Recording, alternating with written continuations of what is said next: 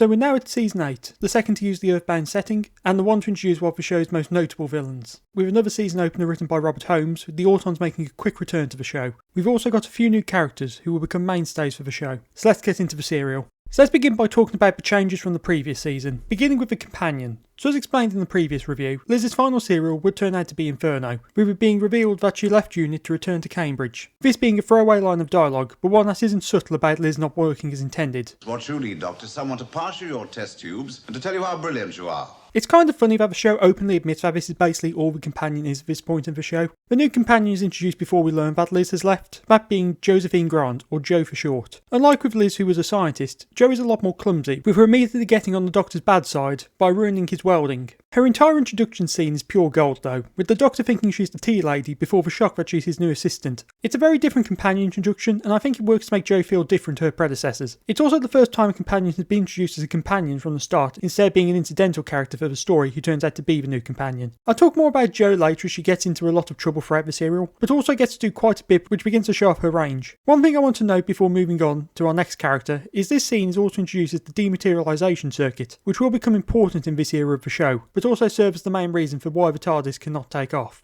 The next character I want to talk about is Captain Mike Yates, who serves both as a bridge between the Brigadier and Benton, but also as a way to avoid the writers having to make up new captains for almost every serial. Yates is quite different to both of his counterparts, with him being a lot more light-hearted and feeling somewhat less suited to a job in UNIT than Benton at times. He's definitely closer to Benton in terms of his professionalism, with both being able to act professionally, but at the same time being a lot more carefree than the Brig. Although he is a new character, Yates is retroactively added to the events of Spearhead from Space, as the Doctor says that he was in charge of a clear-up, which means that he was either with UNIT at the time and we didn't see him, or he was still with the army and was doing the clean-up. Either way, Yates isn't new to the Autons, which is somewhat unfortunate as we don't get to see him reacting to them for the first time, although the structure of the serial doesn't really allow for that anyway. There isn't too much to say about Yates in the serial, although we do get to see him attempting to make cocoa with the Doctor's Bunsen burner, which is perhaps the moment which really shows how out of place he feels in this position of authority within UNIT. The final new character is the main villain of the serial, as although the Autons make their return here, this serial also introduces the Master. The Master was designed as the Doctor's equal and opposite, being essentially his evil counterpart, something which the serial does show off, although not to the greatest extent. But given the prominence of the Master in this season, that doesn't matter too much. As soon as he first appears, you can sense the evil coming from him, with Delgado's performance just being perfect. The calm and calculating demeanour that the character has makes him far scarier than many villains we've had so far, something Delgado is able to present incredibly. This scariness is increased by his weaponry, alongside his hypnotic abilities, which allows him to dominate his opponents and use nearly anyone he wants to his advantage. Almost every scene he appears in, the Master dominates it, even when he seems completely unarmed and not a threat. There's always a sense that he has a plan to kill everyone else in the room. The Master of course has weapons, with his iconic tissue compression eliminator, which allows him to shrink people down to kill them, which gives a very striking visual. And of course, as stated, he is a master hypnotist, with him taking control of several people throughout the serial, including Jo, who nearly kills the Doctor. Having the Doctor facing one of his own people is not an original idea, although having one who is definitely from the Doctor's past is different, which does elevate the stakes of the serial somewhat. Somewhat unfortunately though, the Master and the Doctor don't interact too much, but when they do you can sense their history as opponents. Both of them displaying this sense of being aware of the other's abilities, and so don't really have the ability to make a move against the other unless the situation is on their side. The Master isn't able to kill the Doctor, first due to bad luck and then because the Doctor has the upper hand, but that leads to the Doctor and Jo's capture, which prevents the Master's own death. The two of them feel basically perfectly matched, with the both of them having the upper hand at several moments, which really makes them feel like equals when they finally confront one another. This lack of shared on-screen time doesn't hinder their dynamic, and does enhance it, but perhaps takes away from the individual serial a bit.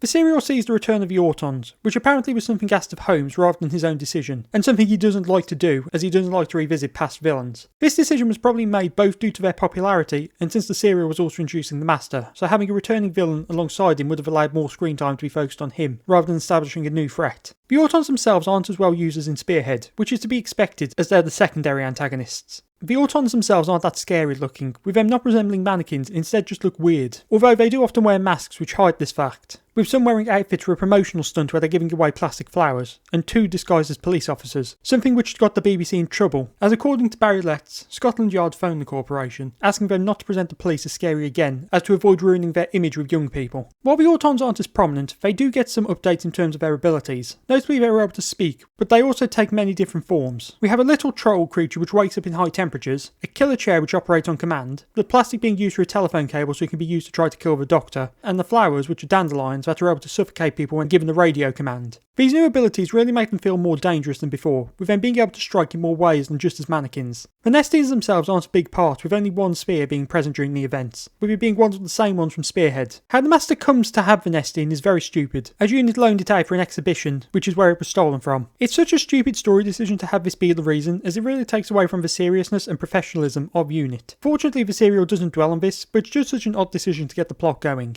Speaking of stupid decisions, the resolution to the serial is terrible. The Master's plan was to bring the Nestines to Earth by using a radio telescope, but the Doctor is able to convince him to help him stop the Nestines by basically saying that they'll betray him just because he looks like a human, with the Master in an instant helping to stop the Nestines' arrival because of this. Now, I don't like this for two reasons. The first being that the idea of the Doctor and the Master helping each other this early into their dynamic feels out of place, and works far better in two serials' time. But the bigger reason is that the Master makes such a big mistake in his plans. We're meant to believe that the Master is as smart or perhaps even smarter than the Doctor, and this is the line which convinces him to change sides. A bad resolution can break a serial, and this resolution is a bad end to a somewhat shaky serial. I think it's time to talk about Jo in full now, as I've covered the majority of the plot. So with Jo as the new companion, it means we get to see her reaction to the world around her, but due to the nature of her being a member of Unit, it means she has a level of familiarity already. Now she is a new member, but despite that, she doesn't have the same dramatic reactions to the existence of aliens as her predecessors. This doesn't necessarily hurt Jo, instead gives us a bit of a different companion with her. While there have been several companions who've been used to a science fiction setting before, Jo is a bit different because she's from the present day, alongside not getting any reaction to the TARDIS in her first serial. While this does go for Liz too, she got to watch as the Doctor and the Brig talked about it, and somewhat demonstrated that it was more important than just a police box. In a bit of a change-up from the previous companions, Jo is far less intelligent than her two predecessors, with her being a lot more akin to Dodo or Polly in terms of her intellect. Without the dumb companion, this works and allows Jo to show her abilities through other means, notably her pluckiness and general interest in what's going on, with her getting into trouble because of this, notably when she is hypnotised by the Master.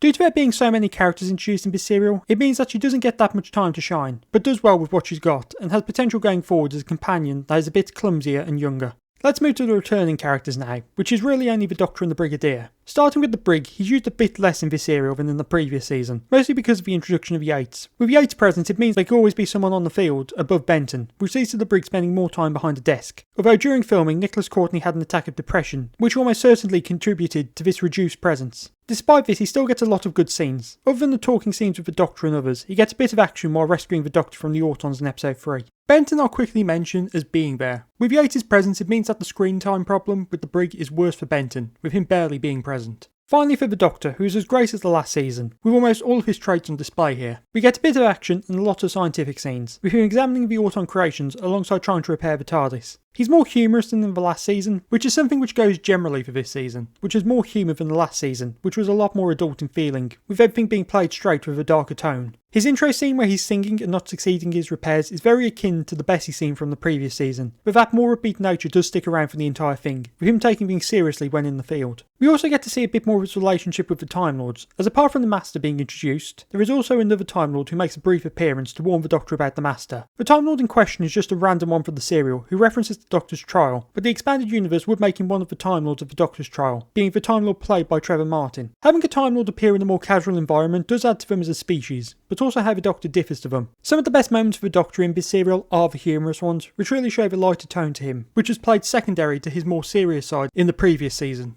As is tradition here, the colorisation of the serial. So the entire serial was colorised with the same method used for Doctor Who and the Silurians, that being the method which combines the two signals to create a high quality colour version. Although the colorisation doesn't look as good here, but the quality definitely being a bit lower, but that comes down to the versions available to use. With a few behind the scenes features, and I'll start with the director, as this serial lacks a director's credit, this being due to Barry Letts directing it, but as he was the producer it meant he wasn't allowed to be credited as the director due to BBC policy at the time, although it goes a bit above just a one-off, as Letts came to an agreement with his higher-ups to be allowed to direct the serial for each season while he was producer, although he wouldn't direct for the next season. The next thing I want to address is a notable stunt in the serial, that being in episode 3 when an Auton is thrown down a hill after being hit by Yates. Now this stunt has a very conflicting history, with some sources saying it was planned and happened early as Terry Walsh wanted to do it, but others suggest that it was an accident as there was a misjudgment and so the car hit Walsh and threw him down the hill. But being the expert he was able to roll down the hill and begin to climb up after as if it was all planned. So I can't confirm either way as I doubt it was planned, but at the same time the camera placement seems a bit too perfect as it follows him down the entire way. And given that this would have been shot on film, it means that the camera must have been set up especially for a shot like this. It feels like a mystery we might never get an answer to, given that everyone involved has passed on now, but this is ultimately what the best stunt in the show, whether it was planned or not. That wraps things up, but I haven't mentioned the Master's escape yet. So the Master escapes from Unit by using a brainwashed servant and disguises himself as a decoy so he can get away. But due to the Doctor stealing the Master's dematerialisation circuit earlier, the Master escapes with the Doctor's instead of his own, meaning that both TARDISes are non-functional and so he is trapped on Earth, meaning that another battle between the Doctor and the Master is soon to come. So that's Terror of the Autons, an okay serial, which really doesn't hold up against Spearhead from Space, which is far better in almost every way. While it does add a lot more to the Autons, it doesn't give them the same fear factor which they previously had. It's a good enough introduction for the Master, but the weakness of the story and the resolution really brings his character down a bit. Coming after Spearhead did raise the bar too high for this serial, but I think it's average at best. But with the Master trapped on Earth, the Doctor and Unit become involved with a machine which is capable of extracting evil from people's minds. But something sinister lurks behind the machine. Next time, the Mind of Evil.